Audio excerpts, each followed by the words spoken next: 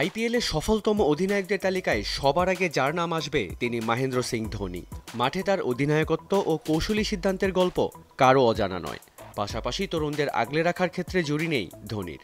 কিছুদিন আগে ক্যাপ্টেন কুলকে ধন্যবাদ জানিয়ে ফেসবুকে বিশাল এক পোস্ট করেছিলেন বাংলাদেশের কাটার মাস্টার মুস্তাফিজুর রহমান।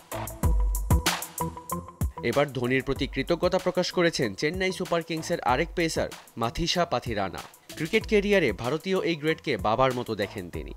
বাবার পর ক্রিকেট জীবনে ধোনি মূলত আমার বাবার ভূমিকা পালন করছেন, কারণ তিনি আমার দেখাশোনা করেন, উপদেশ দেন যে আমার কি করতে হবে। ঘরে থাকলে ঠিক বাবা যেমনটা করেন, আমি মনে করি এটাই আমাদের কাছে যথেষ্ট।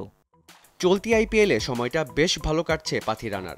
6 ম্যাচে 13 উইকেট নিয়ে উইকেট শিকারীর তালিকায় এখন যৌথভাবে পঞ্চম স্থানে আছেন বেবি মালিঙ্গা। এই কৃতিত্ব ধোনিকেই দিয়েছেন তিনি।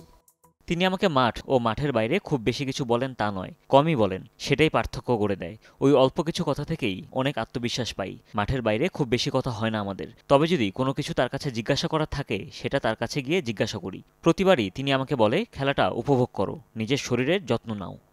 চলতি আইপিএলই ধোনি ক্রিকেট ক্যারিয়ারের শেষ বলে ধরে নিচ্ছেন অনেকেই। তবে আরেকটি মৌসুম ধোনির সঙ্গে ড্রেসিং রুম ভাগাভাগি করতে চান লঙ্কান এই পেসার। মেহেদী রিয়ান, যমুনা স্পোর্টস।